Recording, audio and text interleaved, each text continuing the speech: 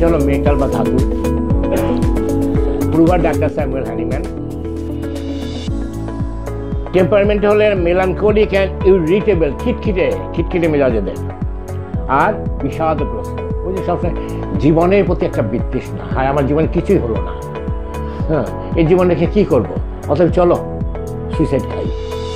এই সুইসাইড খাওয়ার জন্য ব্যস্ত হয়ে পড়ে। হ্যাঁ আমার জীবন তো কিছুই হলো না, আমার রোগ সারবে না, আমি ধনী হতে পারলাম না, আমি ওয়াইফের কাছে ভালো না, আমি সন্তানদের কাছে ভালো না, আমি বন্ধুবান্ধবদের কাছে ভালো না, আমি বিজনেস ভালো করতে পারলাম না, আমি চাকরি ভালো করতে পারলাম না, তাহলে এই জীবন রেখে কী হবে, চলো খুব মজা করে সুইসাইডটা খেয়ে ফেলি।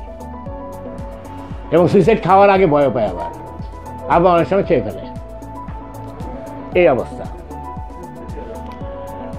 Relation with heat and cold, ওই যে কাতরতার দিক থেকে এটা হলো একটা প্রচণ্ড রকমের শীতকাতর ওষুধ। কাতরতার দিক থেকে প্রচণ্ড শীতকাতর। আর ডায়াথিসিসের দিক থেকে স্ক্রোফুলাস ডায়াথিসিস, স্ক্রোফুলাসটা কি, গণ্ডমালা ধাতু বলে বাংলায়, তাই না?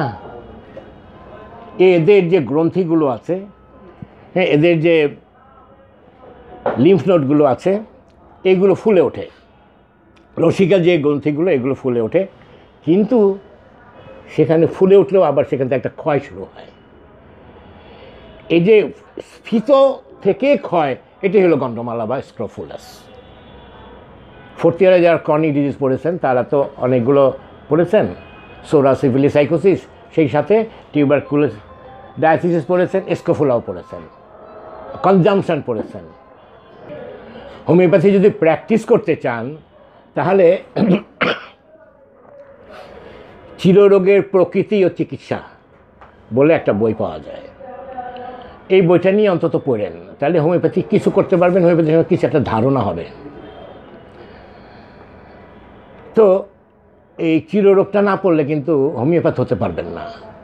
চিররোগ না জানলে চিররোগ চিকিৎসা করা খুব কঠিন, এটা আপনি পারবেন অন্তত 10-15-20 বছর এক্সপিরিয়েন্স হবার পরে। কিন্তু প্রথম থেকে যে আপনার পড়াশোনা না থাকে এবং সেখানে যে আপনার কিছু প্র্যাকটিস না থাকে, তাহলে আপনার হবে না। চিররোগ আপনি চিকিৎসা, আমি বলি না যে 10 বছর পরেই শুরু করবেন। আপনি যেদিন চেম্বার দিচ্ছেন চিররোগী আসে, ওটাকে ছেড়ে দেবেন নাকি? ওটা ছাড়বেন না তো আপনি, কিন্তু আপনি চিকিৎসা শুরু করবেন, হয়তো ফেল করবেন, হয়তো সাকসেস হয়ে যেতেও পারেন, হ্যাঁ ম্যাজিকের মতো। তো সেরকম যদি হয়ে গেল তো হয়ে গেল, এই যে ম্যাজিকের মতো ভালো হয়ে গেল, এটা আপনার একটা এক্সপিরিয়েন্সের প্লাস পয়েন্ট। আর যেটা ফেল করলো ওইটাও কিন্তু এক্সপিরিয়েন্সের প্লাস পয়েন্ট, ওইটা মাইনাস পয়েন্ট না।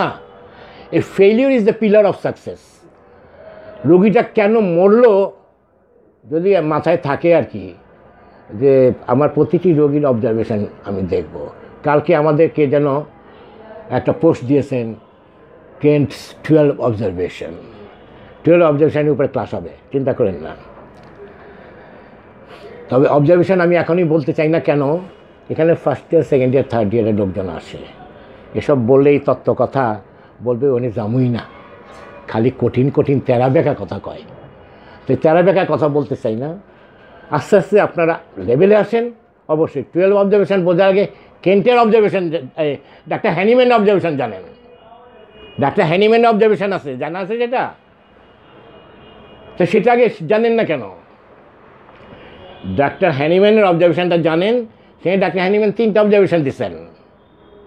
ওষুধ দেওয়ার পর ভালো হয়ে যাবে, 1, ওষুধ দেওয়ার পর ভালো হবে না, 2, এবং ওষুধ দেওয়ার পর কিছুই হবে না, ভালো হবে না, খারাপও হবে না। ডাক্তার হ্যানিম্যান 3টা অবজারভেশন আছে, এই 3টা অবজারভেশন জেনে নেন। তারপরে আসেন কেন্টের 12টা অবজারভেশনে। কেন্টের 12টা অবজারভেশনের পরে আরও অবজারভেশন আছে, জর্জ ভিতরকাসের 22টা অবজারভেশন। এটার উপর আমাদের সেমিনার হয়ে গেছে, আমরা এটা কম্পিটিটিভ স্টাডি করেছি। Hahnemann, Kent and Vithoulkas, 3, 12, 22। এই অবজারভেশন মানে কি? অবজারভেশন মানে হলো পর্যবেক্ষণ, রোগী পর্যবেক্ষণ। রোগী পর্যবেক্ষণের উপর একটা বাংলা বই আছে, কিন্তু ওটা কিন্তু আবার এই থিওরিটিক্যাল অবজারভেশন না। ওই রোগী পর্যবেক্ষণ হলো ডাক্তার এ আলী, খুলনা ছিলেন, ডাক্তার এ আলী খুবই নামকরা, আমাদের বাংলাদেশ হোমিওপ্যাথি পরিষদে একসময় সভাপতি ছিলেন। সে এ আলী সাহেব লিখেছেন রোগী পর্যবেক্ষণ বলে একটা বই, বিভিন্ন জায়গায় পাওয়া যায়।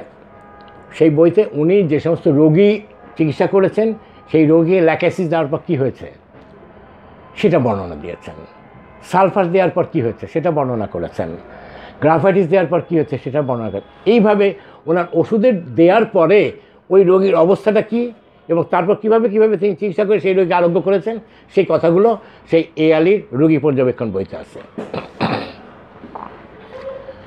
আর আমি যে অবজারভেশন কথাটা বলছি এখানে হলো যে রোগীকে ঔষধ দেওয়ার পরে তার কতগুলো অবস্থা ঘটে, ওই অবস্থায় আপনি কি করবেন চিকিৎসক হিসাবে সেই কথাগুলো। রোগীকে ওষুধ দেওয়ার সাথে সাথেই যদি ভালো হয়ে যায়, ভয়ের কারণ, খুশি হওয়ার কোনোই কারণ নাই। নিজে বুক ফুলাই বললেন না আরে এক ডোজ দিছি ভালো হয়ে গেছে, আমি এলাম গ্যারান্টি দিয়ে চিকিৎসা করতে পারি, পরের দিন সাইনবোর্ডে লিখে দিলেন এখানে গ্যারান্টি সহকারে চিকিৎসা করা হয়, আপনি মরে গেলেন। ওই যে ভালো হয়ে গেলেন ওষুধ দেওয়ার সঙ্গে সঙ্গেই 7 দিন পরে ওর অবস্থা এমন হবে যে ওরে আর আপনি সামাল দিতে পারবেন না। এই অবজারভেশনটা খুব জরুরি। আবার ওষুধ দেওয়ার পর একটু ভালো হলো, হয়ে আবার অ্যাগ্রাভেশন হয়ে গেল, ওই ক্ষেত্রে কি বুঝবেন এবং কি করবেন। আবার ওষুধ দেওয়ার সঙ্গে সঙ্গেই খারাপ হয়ে গেল, ওই ক্ষেত্রে কি করবেন, এই কথাগুলো বলা আছে। এটা হলো রোগী পর্যবেক্ষণের কথা। তো স্কোফুলা বলতে গিয়ে আমি কথাগুলো বলেছি। অরাম মেটালিকাম কিন্তু মূলত সিফিলিস মায়াজামের উপরে বেশি কাজ করে, সিফিলিস মায়াজামের উপরে বেশি কাজ করে, কিন্তু অ্যান্টিসোরিকো, অ্যান্টিসাইকোটিকো, এমনকি অ্যান্টিটিউবারকুলার। ওই জন্যই তার ডায়াথিসিসটা হয়ে গেছে স্কোফুলাস। টিউবারকুলারের কাজ আছে বলে, কারণ ওই যে বলেছি স্ফীত হবে। স্ফীতিটা কি? সাইকোসিস। কোনো কিছু যখন স্ফীতি ঘটে সেটা তো সাইকোসিস, তারপরেই ক্ষয়, স্কোফুলা হয়ে গেল। আর শুধু ক্ষয় টিউবারকুলার। এই জিনিসগুলো আমাদের মাথায় থাকলে পরে চিকিৎসাটা ঠিকমতো করতে পারবো। তো ওই জন্যই বলি যে আমাদের পড়াশোনাটা আমরা ঠিকমতো করি। স্কোফুলার পরে যে কথা বলা আছে এখানে মায়াজাম, সিফিলিস একটাই, কিন্তু আপনি বিভিন্ন বইতে যদি পড়েন, ওই যে মহিমারঞ্জনের বইটা, সেখানে ঔষধের চারিত্রিক বৈশিষ্ট্য, তার মধ্যে আপনি পাবেন যে এটা 4টা মায়াজামে কাজ করে: অ্যান্টিসোরিক, অ্যান্টিসাইকোটিক, অ্যান্টিসিফিলিটিক, অ্যান্টিটিউবারকুলার। মহিমারঞ্জনের বইতে পাবেন। আবার অন্যান্য কোনো বইতে 3টা মায়াজাম পাবেন: সোরিক, সিফিলিটিক, সাইকোটিক, এরকম। তবে প্রধানত এটা সিফিলিস মায়াজামের উপরে বেশি কাজ করে। এই হলো এটার একটা সংক্ষিপ্ত পরিচয়। এটার উৎপত্তি হলো স্বর্ণ থেকে, আর স্বর্ণ হলো মোটামুটি একটা মূল্যবান ধাতু, মূল্যবান, কোমল কিন্তু শক্ত, এটা মনে রাখতে হবে। ও কিন্তু এরকম নরম হবে কিন্তু ভেঙে যাবে না। ওকে ভাঁজ করেন, এভাবে আপনি ভাঁজ করে এই পর্যন্ত ভাঙবে না। তাহলে হলো কি, সে কোমল কিন্তু শক্ত। এই ধাতু দিয়ে তৈরি রোগীগুলির অবস্থাও তাই। এই রোগীগুলো কোমল স্বভাবের, কিন্তু তাদের ডিসিশান সহজে চেঞ্জ হয় না। তাদের কাজকর্ম যা করতে চায় সেটা শেষ করার চেষ্টা করে তারা।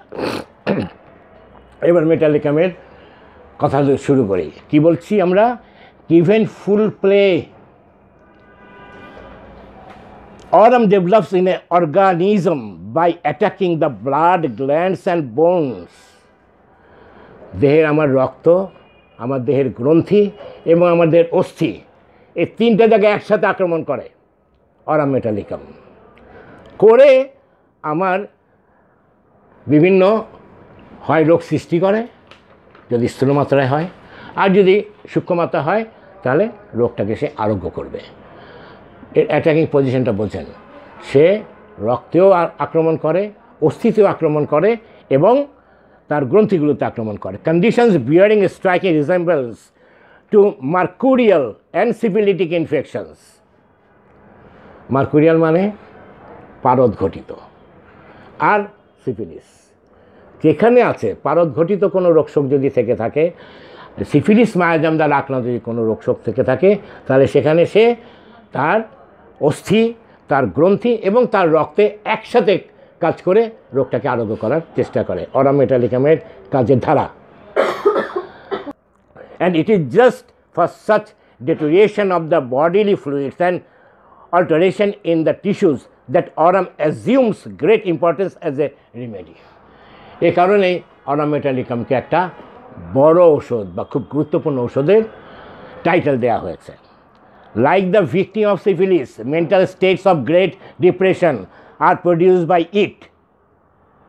সিফিলিস দ্বারা আক্রান্ত যে একেবারে খুব ক্ষতবিক্ষত রোগী, দারুণভাবে বিপর্যস্ত যে সিফিলিস আক্রান্ত রোগী, সেই ক্ষেত্রে অরাম মেটালিকামের কাজটা খুব ভালো দেখা যায়, যার ফলে ওই সিফিলিস দ্বারা আক্রান্ত রোগীরা কী হয়, হতাশাগ্রস্ত হয় এবং এরা করে কি, মানব চক্ষু থেকে এরা আড়াল হয়ে থাকে। আমার তো সিফিলিস হয়েছে, আমি তো খারাপ, মানুষ মনে করবে, ততে প্রকাশ্যে যায় না, প্রকাশ করে না রোগের কথা, লক্ষণের কথা, সে আড়াল হয়ে থাকে। এই আড়াল হয়ে থাকার ফলে হয় কি, তার মধ্যে একটা সবসময় হতাশা থাকে, তার মধ্যে একটা নিরাশ ভাব থাকে, একটা ডিপ্রেশন থাকে, অবসন্নতা থাকে যাকে বলে। এইগুলিতে আক্রান্ত এইখানটায় এই অরাম মেটালিকাম তাকে কিন্তু সেগুলো থেকে মুক্ত করে। Hopeless, despondent and great desire for commit suicide, এই যে জীবনের প্রতি বিতৃষ্ণা, এই যে জীবনের প্রতি হতাশা, এর ফলে কী হয়, তার আত্মহত্যা করতে চায়। এই জীবন রেখে আর কী হবে, আমি কারো কাছে যেতে পারছি না, কারো কাছে কিছু বলতে পারছি না, তাহলে জীবন রেখে কোনো দরকার নাই, চলো মজা মজা করে সুইসাইডটা খেয়ে ফেলি। এবং সেটা যেভাবে সম্ভব, কারেন্টের তার ধরেই হোক, গাড়ির তলায় গিয়ে হোক, ট্রেনের তলায় গিয়ে হোক, নদীতে ঝাঁপ দিয়ে হোক, কিংবা গলায় দড়ি দিয়ে হোক, সে সব সময় তার চিন্তাই কেমনে সুইসাইড করবো, কেমনে সুইসাইড করবো। বন্ধুবান্ধবকে এসে দোষ, কেমনে সুইসাইড করে খুব তাড়াতাড়ি মনে যায় কত, কেমনে সুইসাইড করলে কেউ দেখবো না সেটা কত, কেমনে সুইসাইড করলে আমার আত্মীয় স্বজন আর কেউ পেঁচবো না সেটা কত। তার মধ্যে চিন্তা আর সেই পদ্ধতিটা আবিষ্কার করা, আমি কীভাবে সুইসাইড করবো, আমি মরবো কিন্তু আমার পরিবারকে যেন ক্ষতিগ্রস্ত না হয়, এই সাজেশনটা সে সবার কাছে চায়। এইরকম আর কি, সে সুইসাইডের রাস্তা খোঁজে আর ক্ষণ খোঁজে কখন করবে। Every opportunity is short for self destruction, তার যতগুলো সুযোগ আছে নিজেকে শেষ করে দেওয়ার, সেই রাস্তাটা খুঁজে থাকে সে। Every opportunity is short for self destruction, নিজেকে শেষ করে দেওয়ার জন্য, নিজেকে ধ্বংস করার জন্য যতগুলো পথ আছে সেই পথটাই খুঁজতে থাকে। এক্সোস্টোসিস ক্যারিজ নাইটলি বোন পেইনস। এক্সোস্টোসিস কি? এক্সোস্টোসিস হাড় বৃদ্ধি, হ্যাঁ, ক্যারিজ আবার সেই হাড়ে ক্ষয়, বৃদ্ধি হয়ে ক্ষয়। বোন পেইনস নাইটলি, রাতে কী হয়, তার হাড়ে হাড়ে ব্যথা হয়, প্রচণ্ড ব্যথা, স্পেশালি ক্রেনিয়াল বোনস, তার যে ক্রেনিয়াল যে বোনগুলো আছে এখানে ব্যথা হয় তার। ন্যাজাল, নাকের বোন। প্যালাটাইন বোন, গ্ল্যান্ড সোয়েলেন ইন স্ক্রোফুলার সাবজেক্টস। ক্লাস চলছে। গ্ল্যান্ড সোয়েলেন ইন স্ক্রোফুলার সাবজেক্টস, এদের এই যে স্ক্রোফুলার সাবজেক্টের কথা আগেই বলেছে, স্ক্রোফুলার রোগী যারা, তাদের গ্রন্থিগুলো ফুলে যায়। পালপিটেশন অ্যান্ড কনজেশন, এদের বুক ধরফর করে। অরাম মেটালিকাম রোগীর মানসিক অবস্থাটা কী থাকে?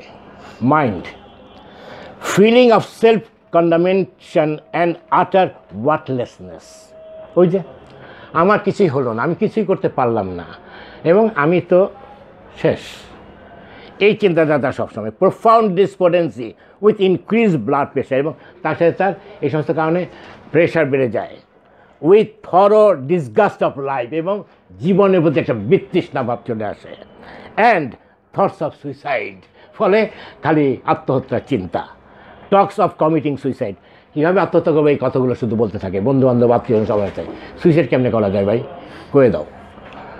গ্রেট ফিয়ার অফ ডেথ, কিন্তু সেই সাথে আবার মৃত্যু ভয়ও আছে, ভীষণ মৃত্যু ভয়, কিন্তু আবার আত্মহত্যা করার চিন্তা এবং রাস্তা খোঁজে। Peevish and vehement least contradiction, peevish and vehement at least contradiction, যদি কারোর সাথে সামান্যতম বিবাদ লাগে, যদি কারোর সাথে মতদ্বৈততা দেখা যায়, এতেই সে খিটখিটে হয়ে ওঠে, রেগে যায় এবং প্রচণ্ডভাবে রেগে যায়। পিভিশ মানে খিটখিটে ভাব, আর ভেহেমেন্ট মানে প্রবলভাবে। তা কখন? লিস্ট কন্ট্রাডিকশন, সামান্যতম যদি বিরোধ লাগে তাতেই মেজাজ তার প্রচণ্ড রকমের খারাপ। কারণ হয় আমারে মারবো না তোমারে মারবো, তো তুমি আমার সাথে বিবাদে গেলা কেন, তো তুমিও শেষ। এই কারণে অ্যানথ্রোফোবিয়া, মনুষ্যভীতি, মানুষে ভয় পায়, দেখতেছে মানে ওই বোধহয় আমার মারতে আসতেছে, এই একটা অ্যানথ্রোফোবিয়া, মনুষ্যভীতি আছে। মেন্টাল ডিঅ্যারেঞ্জমেন্টস, মানসিকভাবে বিপর্যস্ততা। Constant rapid questioning without waiting for reply, একের পর এক প্রশ্ন করে যাবে, আপনি জবাব দিলেন কি দিলেন না দেখার কোনো সময় নাই, একটার পর একটা প্রশ্ন করে যাবে। এই হলো অরাম মেটালিক অ্যামের রোগীর মানসিক অবস্থা। Can not do things fast enough, কিছুই সে দ্রুত করতে পারে না, কিন্তু ব্যস্তবাগীশতা আছে।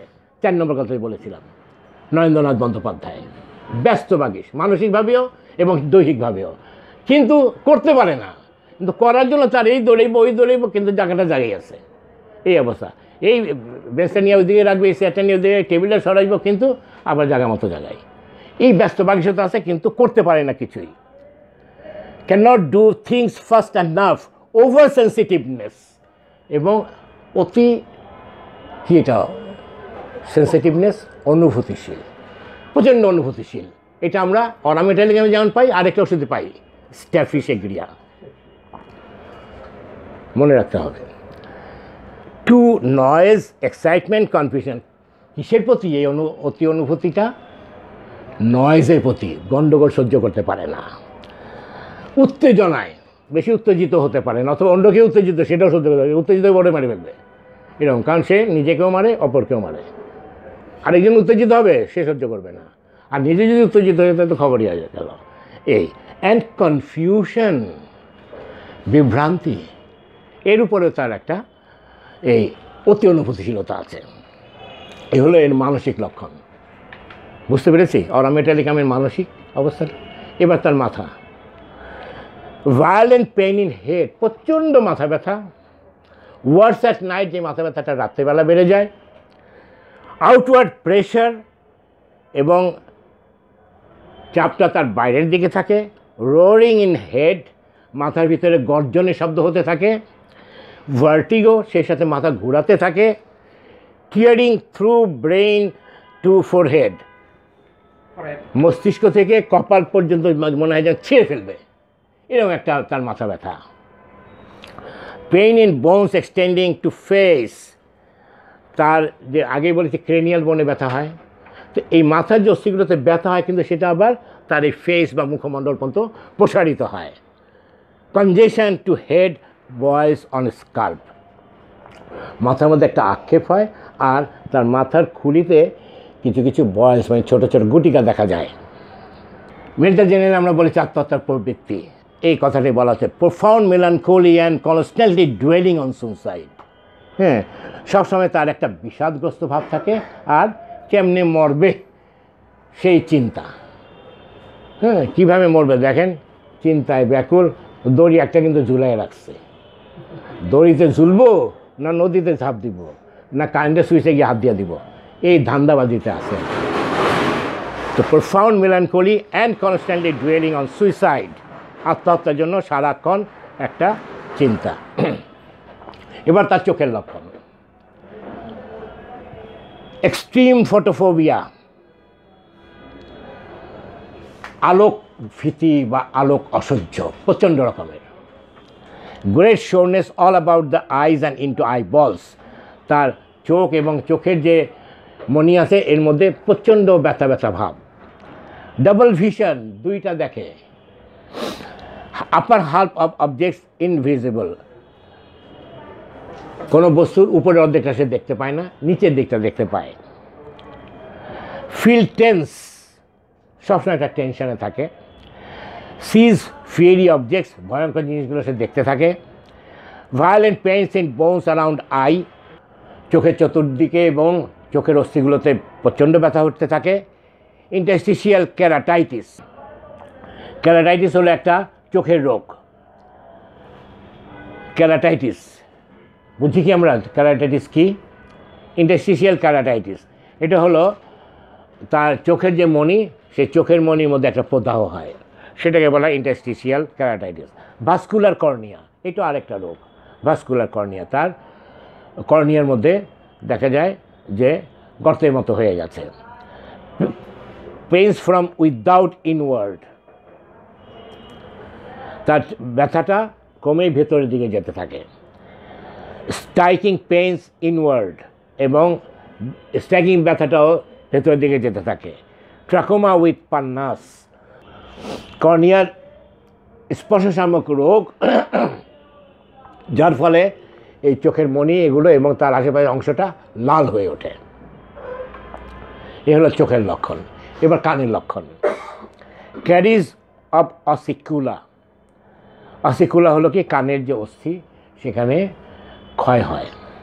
অ্যান্ড মাস্টয়েড, এবং মাস্টয়েড বোন, কানের পেছনে একটা মাস্টয়েড বোন আমরা অ্যানাটমি প্রথম ক্লাসে দেখিয়েছিলাম মাথাকুলির অস্থিতে। তো এই মাস্টয়েড বোন বা মাস্টয়েড প্রসেস এখানে তার ক্ষয় হয়। অবস্টিনেট ফেটিড অটোরিয়া আফটার স্কারলেটিনা, স্কারলেটিনার পরে দেখা যায় যে কান থেকে দুর্গন্ধযুক্ত তরল বস্তু নির্গত হয়। এক্সটার্নাল মিটাস বাথেড ইন পাস, এবং কানের বাইরের দিকটা সবসময় পুজ দ্বারা যেন গোসল করতেছে আর কি, এখান থেকে পুজ বেয়ে বেয়ে পড়ে। ক্রনিক নার্ভ ডিফনেস, এবং তার দেখা যায় যে একটা ক্রনিক শ্রবণ শক্তিহীনতা, নার্ভ ডিফনেস।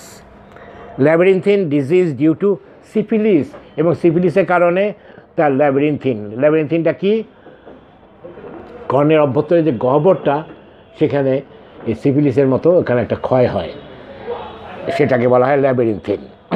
এই হলো কানের লক্ষণ। নাকের লক্ষণ কি? আলসারেটেড, নাকে ক্ষত দেখা দেয়। পেইনফুল, ব্যথা হয়। সোয়েলেন, ফুলে যায়। অবস্ট্রাক্টেড, নাক বন্ধ হয়ে যায়। ইনফ্লামেশন অফ নোজ, নাকের মধ্যে প্রদাহ হয়। ক্যারিজ, ক্ষয় হয়। ফিটিড ডিসচার্জ, দুর্গন্ধযুক্ত তার নির্গত হয় রস। পুরুলেন্ট, ব্লাডি, পুষ থাকে, আবার কখনো রক্ত নির্গত হয়। Sensitive smell, horrible odour from nose and mouth, knobby tip of nose, দেখা যায় যে এখান থেকে দুর্গন্ধযুক্ত স্রাব নির্গত হয় এবং তার নাকের যে অগ্রভাগ, নাকের অগ্রভাগটা নবি হয়ে যায়। নবি মানে হলো নাকের অগ্রভাগে গোঁজের মতো হয়, ওটাকে বলা হয় নবি। অরামেটালিগামের পুরুষ এর লক্ষণ কি সেটা? পেইন অ্যান্ড সোয়েলিং অফ টেস্টিকলস, অন্ডকোষ স্ফীতি দেখা দেয় এবং সেখানে ব্যথা হয়। ক্রনিক ইনডিউরেশন অফ টেস্টিকলস, এবং টেস্টিকলগুলো বৃদ্ধি পেতে থাকে। ভায়োলেন্ট ইরেকশন, তার প্রচণ্ড উত্তেজনা দেখা দেয়। অ্যাট্রফি অফ টেস্টিকলস ইন বয়েজ, এবং বালকদের যে টেস্টিকেল সেখানে আমরা অ্যাট্রফি দেখতে পাই। অ্যাট্রফি মানেটা কি? অ্যাট্রফি মানে হলো শীর্ণতা, বালকদের টেস্টিকেলটা শুকিয়ে যেতে থাকে। এই সাথে আমরা দেখতে পাই হাইড্রোসিল, যেখানে তার অন্ডকোষে পানি জমে। এবার ফিমেল, স্ত্রী রোগীদের ক্ষেত্রে কী পাই আমরা? গ্রেট সেন্সিটিভনেস অফ ভ্যাজাইনা, তাদের যোনিপথটা খুবই উত্তেজনাকর থাকে এবং সেখানে খুব অনুভূতিশীল থাকে সেটা। ইউটেরাস এনলার্জ অ্যান্ড প্রোল্যাপস, জরায়ুটা বড় হয়ে যায় এবং নিম্নগামী হয়ে যায়, প্রোল্যাপস হয়ে যায়। স্টেরিলিটি, ফলে হয় কি? বন্ধ্যাত্ব। এবং ভ্যাজাইনিসমাস, ভ্যাজাইনিসমাস হলো যোনিপথের বেদনাযুক্ত একটা আক্ষেপ, তাকে বলা হয় ভ্যাজাইনিসমাস। এবার হলো heart. Sensation as if the heart stopped bathing for 2 or 3 seconds. Sensation as if the heart stopped beating for 2 or 3 seconds. মনে হয় যেন 2-3 সেকেন্ড হার্টের বিট বন্ধ হয়ে গেছে, এরকম তার একটা সেন্সেশন বা অনুভূতি হয়।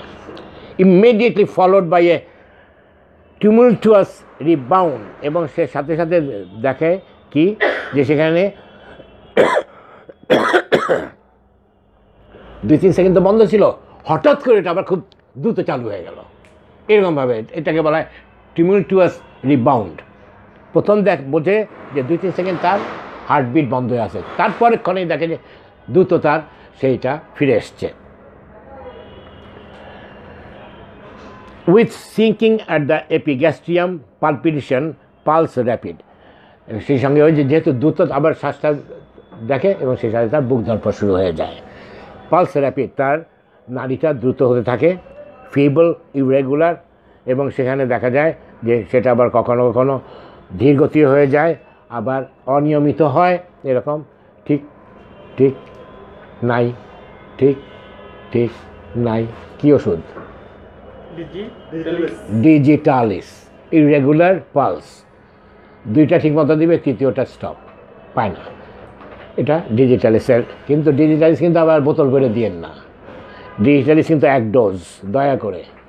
ডিজিটালিস কী দিয়ে তৈরি হয়? বিষ দিয়ে তৈরি হয়। অতএব ডিজিটালিসটা দ্বিতীয় ডোজ কখনো দেবেন না, এক ডোজ দেবেন। হাই ব্লাড প্রেশারের কথা আগে বলা হয়েছে, এদের ব্লাড প্রেশারটা হাই হয়ে যায়। Valvular lesions and arteriosclerotic nature, শ্বাসতন্ত্রের লক্ষণ। Dyspnoea at night, frequent deep breathing stitches in sternum, রাতের বেলা তাদের শ্বাসকষ্ট হয়। আবার দেখা যায় যে তার শ্বাস খুব দ্রুত চলতে থাকে, ঘন ঘন চলতে থাকে, বড় আকারে বড় বড় দীর্ঘশ্বাস হতে থাকে। আর স্টারনামটা যে সামনে যে চ্যাপ্টার হাড়টা, এর মধ্যে একটা সুচ ফোটানো ব্যথা, স্টিচেস পেইন। বোন, অস্থিরবেলা কী হবে? ডিস্ট্রাকশন অফ বোনস, হাড়গুলো ভেঙে যেতে থাকে তার। লাইক সেকেন্ডারি সিফিলিস, সিফিলিস আক্রান্ত রোগীদের দ্বিতীয় পর্যায়ে এই ঘটনাটা ঘটে। এটা সিফিলিস যারা চিকিৎসা করবেন, সিফিলিসের তিনটা স্তরের লক্ষণগুলো একটু মনে রাখতে হবে আমাদের। তার এই দ্বিতীয় স্তরে গিয়ে দেখা যায় যে বিভিন্ন জায়গায় তার হাড় ভেঙে যায়, সামান্য চাপে, সামান্য বেকায়দায় হাড় ভেঙে গেছে। খেয়াল করতে হবে, খুঁজতে হবে সিফিলিস আছে কিনা, সিফিলিস আক্রান্ত হয়েছে কিনা। অথবা তার রক্তে একটা বিডিআরের টেস্ট করিয়ে নেবেন। তখনই ভাঙছে হাড়, দিলাম বিডিআরের টেস্ট, রোগী কিন্তু রেগে যেতে পারে, তো বুঝাই দিয়েন রোগীরা। এই pain in bones of head, মাথার হাড়ে ব্যথা। লাম্পস আন্ডার স্কাল্প, স্কাল্পের নিচের দিকে মনে হবে যেন কিছু একটা লাম্পের মতো, ঢেলার মতো। এক্সোস্টোসিস, হাড় বৃদ্ধি দেখা দেবে অনেক সময়। With nightly pains in bones, এবং রাতে তার এই হাড়গুলোতে খুব ব্যথা করবে। ক্যারিজ অফ ন্যাজাল, নাকের হাড়ে ক্ষয় দেখা দেবে। প্যালাটাইন, মাস্টয়েড, এই হাড়গুলোতে ক্ষয় দেখা দিবে। শোরনেস অফ অ্যাফেক্টেড বোনস, এবং আক্রান্ত হাড়গুলো ব্যথা করবে। বেটার ইন ওপেন এয়ার, এই রোগীরা খোলা বাতাসে একটু ভালো অনুভব করে, তাদের ব্যথা বেদনা কমে যায়। ওয়ার্স অ্যাট নাইট, এবং সব বৃদ্ধি তার রাতে হয়। এক্সট্রিমিটিস, তার এবার এক্সট্রিমিটিস বা অঙ্গ প্রত্যঙ্গের লক্ষণটা বলবো। All the blood seems to rush from head to lower limb, সব রক্ত মনে হয় যেন মাথা থেকে পায়ের পাতা পর্যন্ত দৌড়াচ্ছে, এরকম মনে হবে তার। ড্রপসি অফ লোয়ার লিম্বস, নিম্নাঙ্গে ড্রপসি বা পানি আসবে, পানি। অর্গাজম, অর্গাজম মানে কি জানি? অর্গাজম